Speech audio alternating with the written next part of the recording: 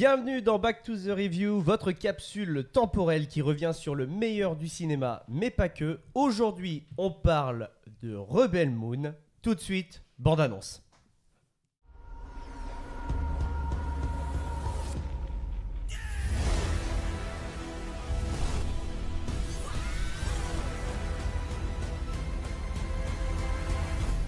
C'est une nouvelle ère pour l'univers.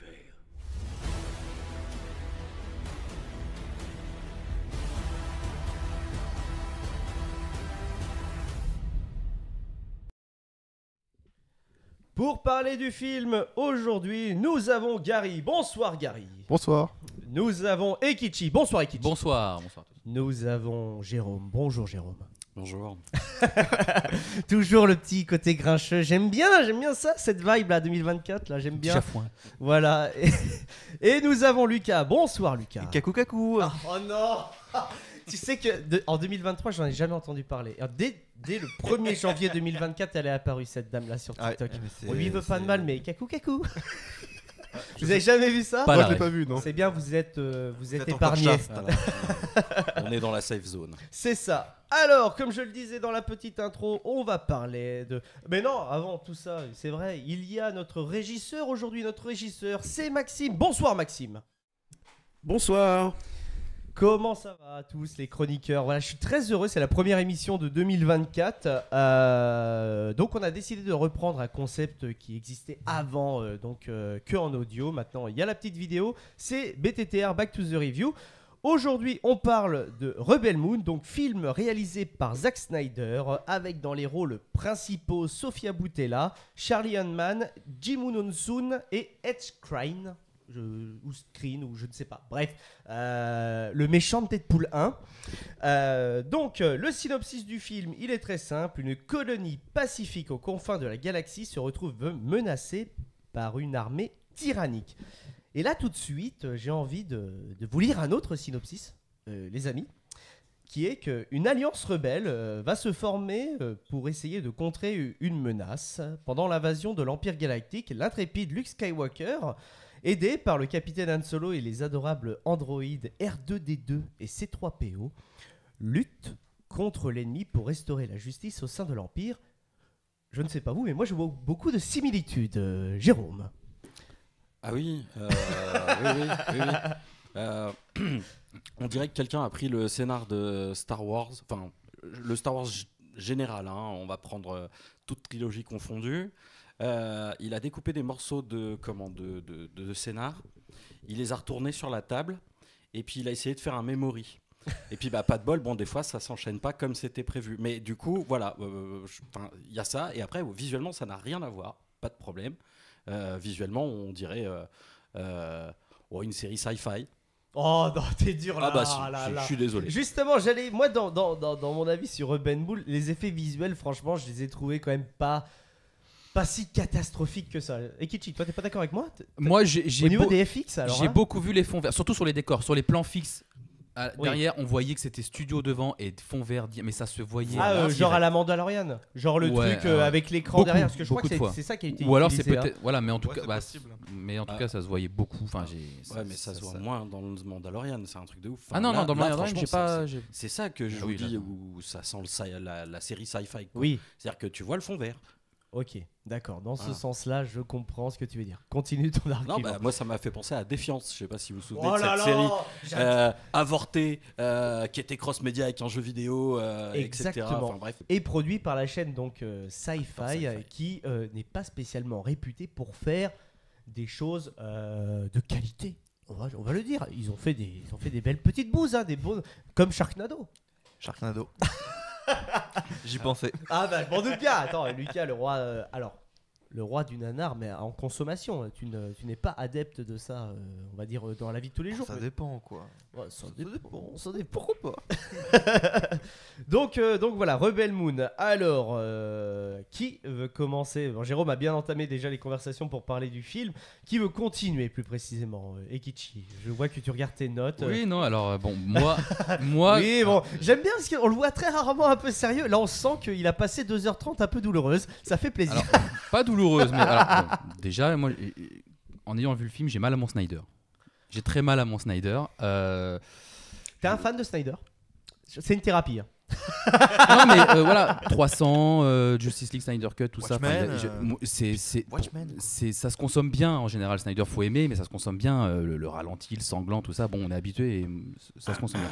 On va y venir au sanglant. Hein, Voilà, je pense, non hein. mais voilà, bon là le sanglant il est passé, Netflix a gommé ça, mais malheureusement, donc certes malgré les similitudes de scénario, n'est pas Star Wars qui veut.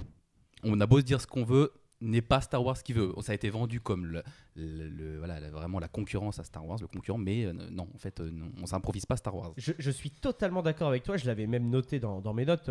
Pour ceux qui ne le savent pas, voilà, on fait nos notes chacun de notre côté, on va dire concertise pas pour en parler. J'avais dit comme quoi quand même en 1977 quand Star Wars, la guerre des étoiles sort chez nous, après qui est devenu la Nouvelle Espoir, c'était devenu le film qui avait réuni le plus d'argent au box-office quand même à l'époque. Qu'on aime ou qu'on n'aime pas Star Wars, je suis désolé, mais c'est une œuvre qui est mondialement reconnue, culturellement parlant. Après, déjà, ça m'a fait marrer cette introduction où on en parle de monde mère qui s'ouvre sur un organe génital féminin, en fait, tout simplement dans l'espace. Donc voilà, monde mère avec le vagin qui s'ouvre dans l'espace. Bon, c'était rigolo. Ok. Je sais pas si c'est voulu. C'est l'origine de tout. Hein. Ouais, c'est ça. L'origine du monde, les amis. Très beau tableau. J'ai essayé- Et au musée d'Orsay, vous. Alors, non, en fait, alors dans ce film, il y a, je pense, beaucoup. Alors, je sais, non, j'allais dire un problème de montage, mais c'est même pas une question de montage parce que c'est pas qu'il est trop court, c'est que c'est l'assemblage d'équipe le plus pété que j'ai vu en fait. On dit, même dans les jeux vidéo, ils osent pas faire aussi rapide. Tu veux venir dans mon équipe? Ouais. Non, laisse-moi crever en paix. Mais tu peux te venger. D'accord. T'as même pas de vrai moment. Ça fait 15 ans que t'es en train de poivreter. Non, il a pas pensé pensé à se venger avant. Non, il a besoin qu'une meuf. Enfin, alors, et c'est crescendo parce qu'au début, voilà, on convainc quelqu'un. Après, on le convainc un peu moins bien. Ouais, j'aime les paris. Il faut qu'il monte le griffon. Il vient avec vous, sinon. Après, toi viens. Mais Pourquoi ça, pas? Non, mais si tu n'as pas de crédit, tu peux pas acheter les vaisseaux, tu as compris? Star Wars Non, mais épisode franchement, 1. non, mais Oui, Star non, Wars mais oui. épisode 1. Oui, ça- mais là, non, mais là, il y avait C'est Bulba, les amis. Oui, donc Non, mais c'est Bulba qui va gagner. Oui, d'accord. Voilà. Non, Et mais là, là- après, on a la scène de. Vas-y, Harry, tu peux dresser l'hippogriffe. Mais d'abord, il faut que tu te mettes devant lui et que tu te prosternes, Harry. Oh merde, c'est pas Oui, non, mais possible. voilà, non, mais. Calmez-vous, les Oui, gars. mais il y avait pas possible. dans Star Wars, il y avait une cohérence. Là, c'est j'aime les paris. Le mec, ça fait 10 piges que c'est mon esclave. S'il monte le griffon, ouais, vas-y, tu peux le prendre. Le mec dompe le griffon, on sait pas pourquoi, on sait pas qui c'est, on sait pas. Ok, Non, mais il vient. Du coup, on sait Ensuite- ce que vaut 300 000 crédits. Quoi. Voilà, non mais Rien.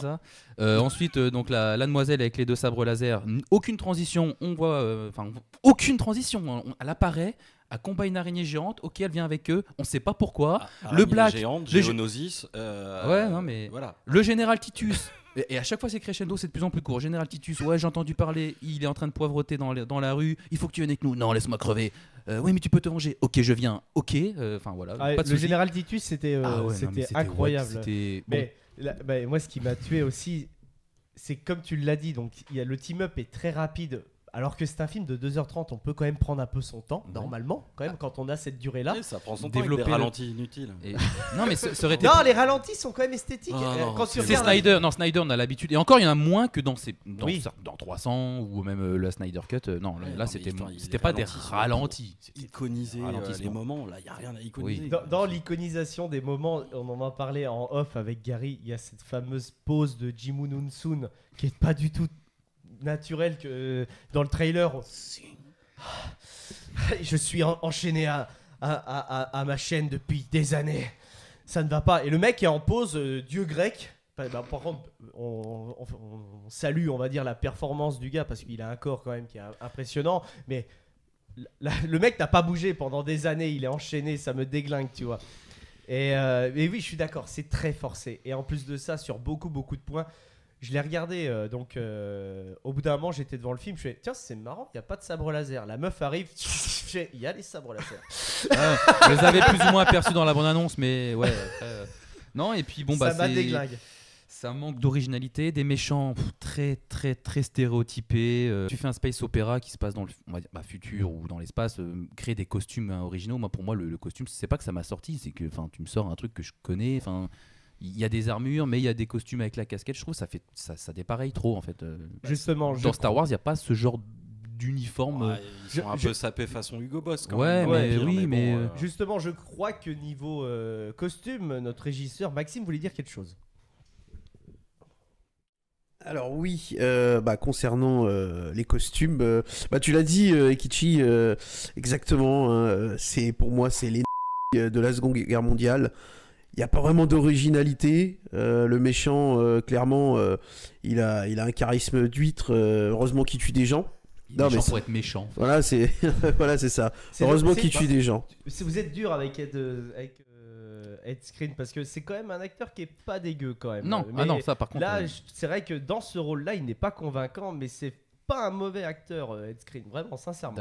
Non, j'allais dire pour la petite fact d'ailleurs, en parlant de cet acteur-là, c'est marrant de voir deux acteurs qui ont interprété le même personnage dans Game of Thrones. Je sais pas si oui, t'as la c'est ref. vrai. Les deux personnages, donc le fermier qui se rebelle et donc le méchant, ont interprété Dario Naharis en fait. Le premier dans la saison. Pas, tu vois.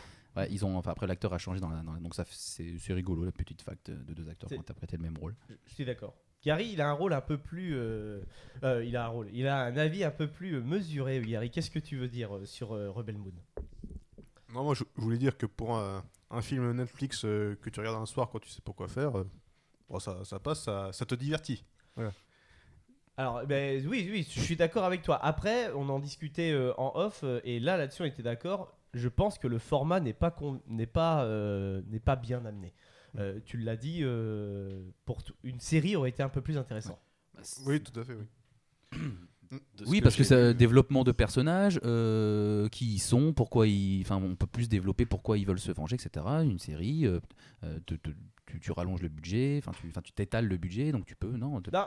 Je vais aller plus loin après avec le budget, etc. Parce que moi, ce qui me gêne avec Rebel Moon, et après je te laisse la parole, Lucas, pour ton avis. Ce qui me gêne profondément avec Rebel Moon, c'est que dès le départ, dans ce film, dans la promotion, ils ont annoncé direct qu'il y avait que en fait le film n'était pas le film de base. C'est les 2h30 qu'on a vu, c'est un film on va dire qui est fait pour tout public, etc. Et que plus tard il y aura une version de 4 heures qui est prévue, une Snyder Cut. Est-ce que c'est pas pour se couvrir, genre comme ça, si les gens n'aiment pas, il y a la version longue, les gars. Et ça, c'est ça que j'aime pas avec la stratégie que Netflix a voulu, c'est ils ont voulu surfer sur l'effet de mode et l'effet qu'il y avait eu sur les réseaux sociaux de la Snyder Cut, en mode vous avez vu, et on fait aussi un film d'envergure et il a le droit à une Snyder Cut. D'ailleurs, je vous jure qu'il sera estampillé Snyder Cut et non pas Director's Cut comme les 3/4 des choses, des films qui ont une version longue, vous allez voir, il aura Snyder Cut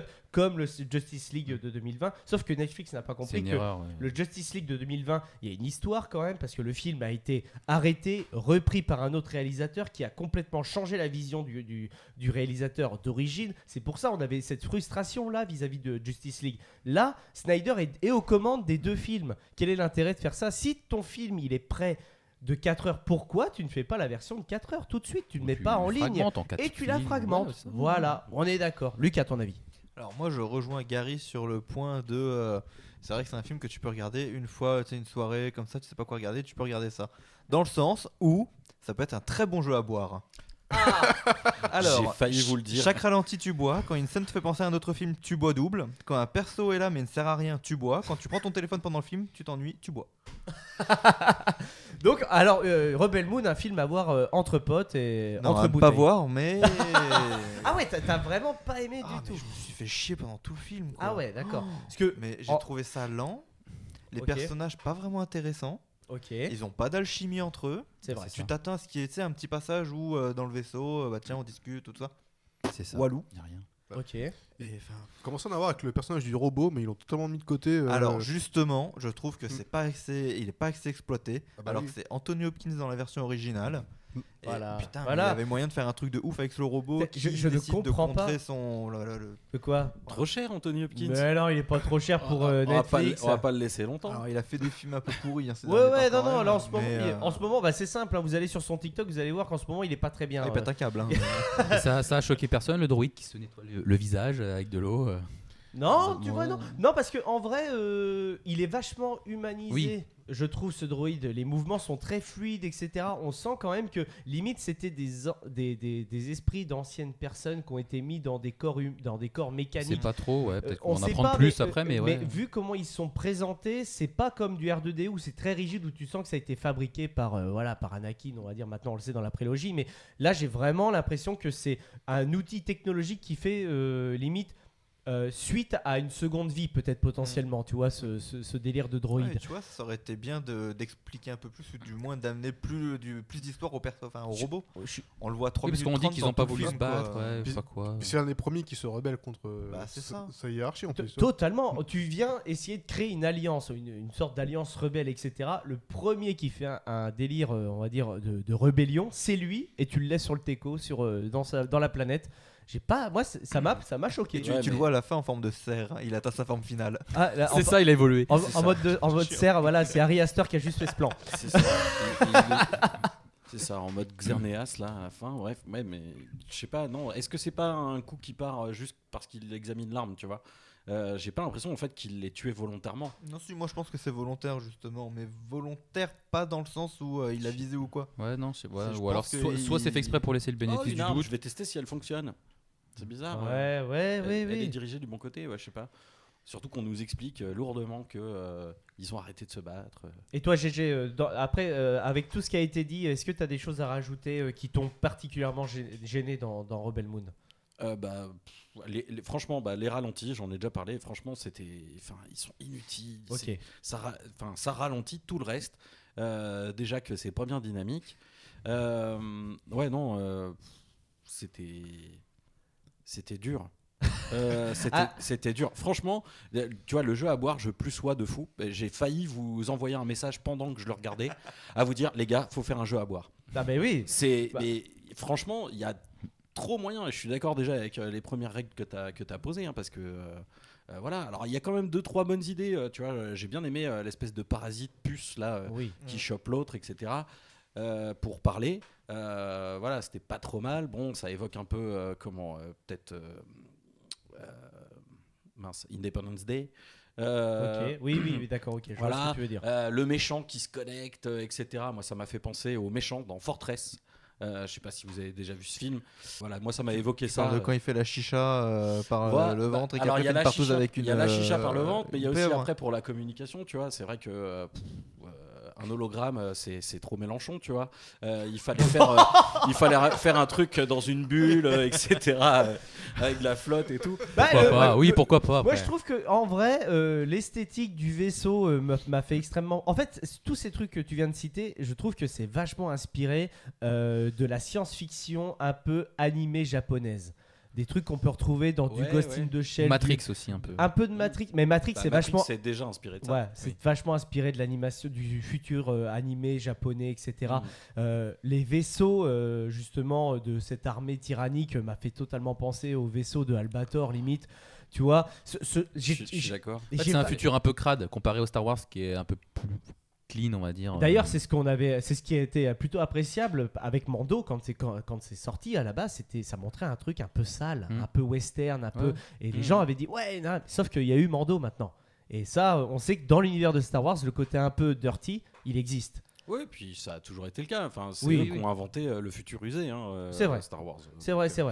Mais tu vois, et franchement, sur les comparaisons avec Star Wars sont trop nombreuses, mais ce qui m'a clairement manqué, c'est quand on regarde un film de Snyder, on le regarde principalement pour ses idées, sa réal. Quand tu prends Watchmen, bon certes c'est une adaptation, il y a une œuvre de base, le comics, mais il avait quand même amené une dimension plutôt, je trouve, cinématographique, déjà d'une, en retirant le comics dans le comics, en rajoutant ce dessin animé dans la version Ultimate. Je sais pas si tu l'as vu Lucas, la version Ultimate. Voilà, ça clairement c'est une idée de Snyder, mais il y a des vraies idées quand même pour 300 où c'est une adaptation. Voilà, Snyder quand il fait une adaptation, je trouve qu'il est très très bon. Par contre, quand il fait un film, on va dire un petit peu qui sort de sa tête, eh ben on a des Army of the Dead. Ouais. Après, ça sort pas complètement de sa tête. A priori, Snyder, il a récupéré le truc avec Netflix et etc. Et je croyais que c'était un Parce que- scénario qu'il avait depuis. Bah, ses c'est 27 ça, ans. ouais. moi, c'est un ce qui truc me semble qui, aussi. enfin, il y a- Moi, ce que- je sais pas, de ce que j'ai compris, c'est un truc qui est sur la table depuis un bout de temps, qui a été présenté à LucasArts et à Lucasfilm bien avant Mais par que Snyder. ce soit vendu. C'est Snyder qui C'est l'a. Snyder qui a été voir Bref, George enfin, Lucas et voilà. qui a demandé de réaliser ce Et film. Lucas, il leur a dit non, c'est Non, non. mort. C'est ça. Ils y sont retournés après le rachat de la Fox, etc. Disney, ils ont dit bah non, Ah oui. voilà, etc. Et là, il y a Netflix qui récupère le bébé et ça donne ça. Bah, franchement, enfin, s'il y a eu 2 noms avant, moi je comprends. Hein. Ah, c'est qu'ils ont vu, parce qu'il y en a ils un ont vu troisième, l'opportunité de faire leur propre Star Wars qui au final n'est pas vraiment bien amené, pas bien réalisé quoi. D'accord, on est Moi, je d'accord. pense que c'est un peu ça. Hein. Et on en parlait justement, le côté de Snyder, c'est aussi un côté qui est très graphique, très sanglant, des choses comme ça. Là, le fait que PG-13. le PG-13 sur le film, pour rappel, normalement, le film de 4 heures doit être rated R. Donc, rated R, c'est interdit au moins de 17 ans aux États-Unis, où on est obligé d'être accompagné. Et là, il y aura des scènes de violence beaucoup plus graphiques, avec du sang, etc.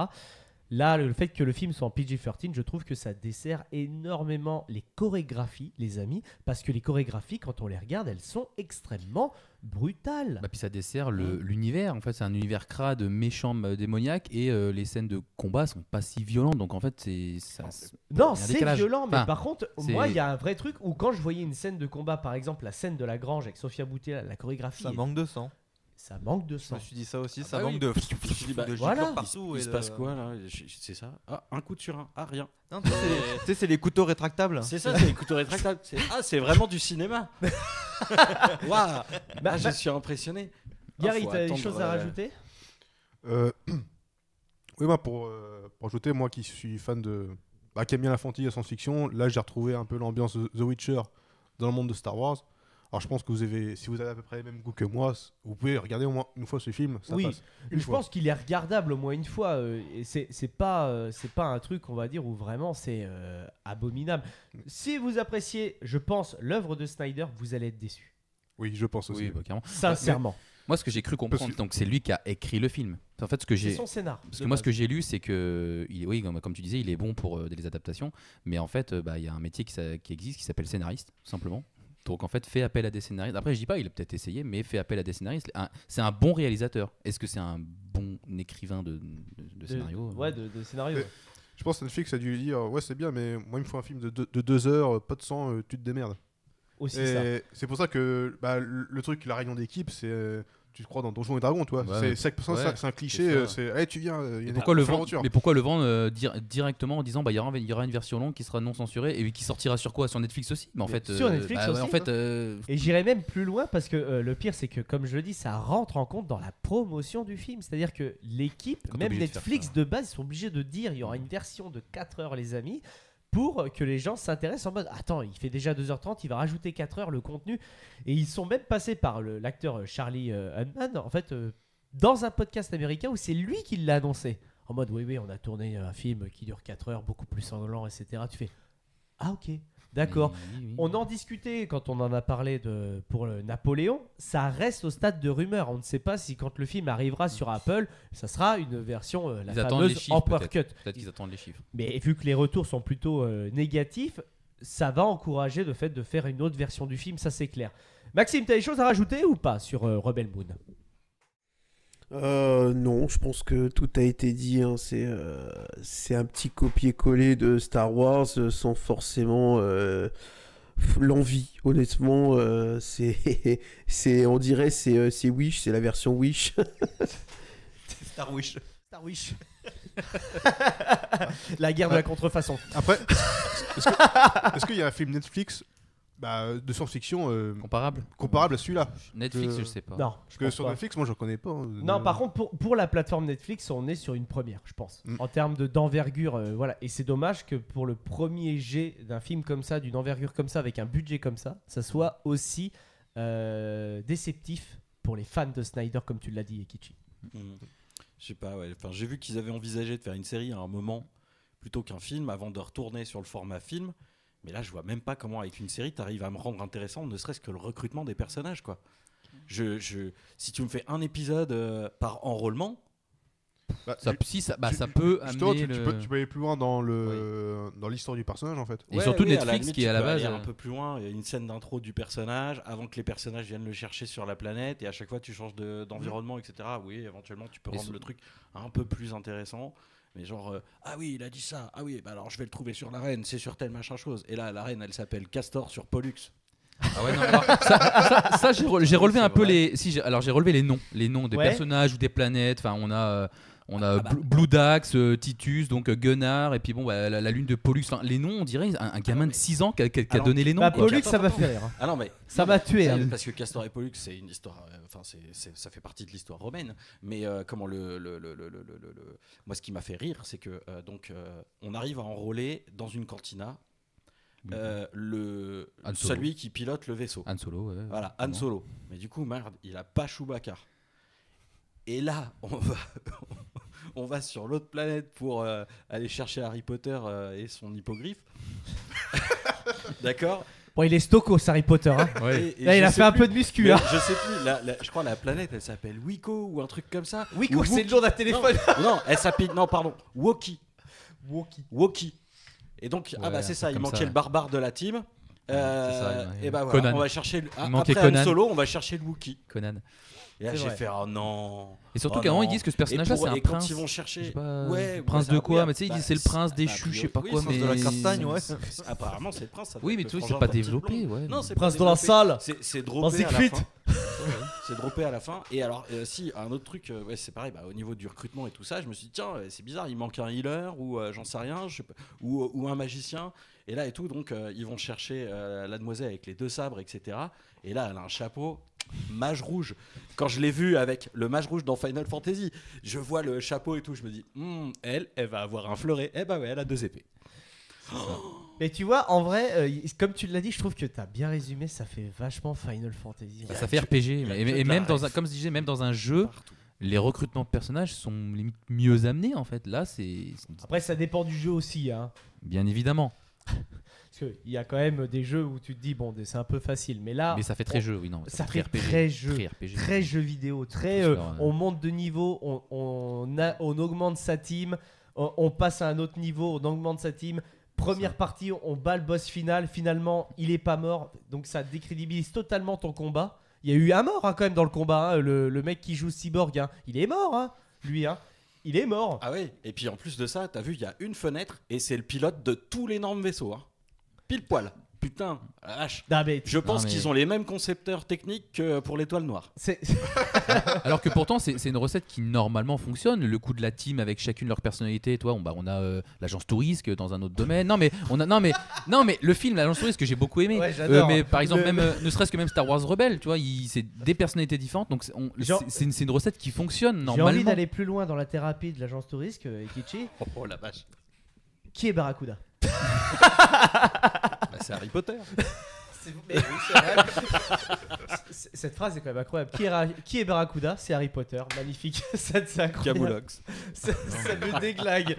Non, mais. Ah, une main levée là-bas. Oui, on a une intervention de la régie. Alors oui, vous parlez tous des personnages, notamment de celui qui est mort en sautant sur le vaisseau. GG a raison, déjà il vise la bonne fenêtre. Après, si on regarde bien, il va y avoir évidemment une suite, et tous les personnages vont être développés dans cette suite. Et visiblement, dans l'espèce de petite bande-annonce qu'il y a sur la fin, on voit le personnage qui est décédé. Alors est-ce qu'il va réapparaître ? Ça, mystère. Oui. Mais non, mais attends, le nouveau personnage, le vrai rebelle, c'est Furiosa. Hein C'est Sofia Boutella, Furiosa, non? Ah non, c'est celle qui reste de la rébellion, la seule avec le bleu au niveau des yeux. Enfin bref, Furiosa. Oui, celle quoi. qui disait je dois Les te cheveux protéger. courts, Et au final, bah non, tu l'as pas protégé. les cheveux courts, le rimel qui déborde. Vache. Oui, c'est vrai, tu as Oh. raison. Ah, Tu as raison. Non, alors soit Il y aura une partie 2, les amis. soit j'ai trop de refs. Non, alors non, mais je pense Mais que c'est pas possible. je pense qu'on a les mêmes rêves. Mais c'est vrai que pour le moment, Zack Snyder sur Netflix, je suis pas fan. Là, pour le moment, Army of the Dead, Ouais, c'était trop long, trop lent. Spécial, c'était spécial surtout. Franchement, je suis pas rentré dans le délire. Là, Rebel Moon, je suis pas rentré dans le délire malgré que j'aime bien les univers de science-fiction comme ça, un peu crado, un peu tout ça. Bref, pour moi, Snyder sur Netflix, c'est encore à prouver. On verra avec la partie 2, les amis. On en parlera si on rigole bien quand même autour de la table là, quand on en parle. Mais, Je sais pas si je veux subir Mais encore 2h30 comme ça. hein. Ah, mais non, ça sera la On version de regardera 4 par heures. curiosité. Alors, non. Sinon, deuxième partie, Jeu à boire. jeu à boire et on se le regarde ensemble. Ah bah vas-y. Pas con. Ouais, Franchement. on va décéder. Hein. Ouais, moi je voulais juste rajouter une petite chose. Donc, on a oublié de parler. Alors ça, malheureusement, c'est peut-être le dû au doublage français. J'ai trouvé le doublage Un peu pauvre, moins bon. moins bon, même dans les dialogues.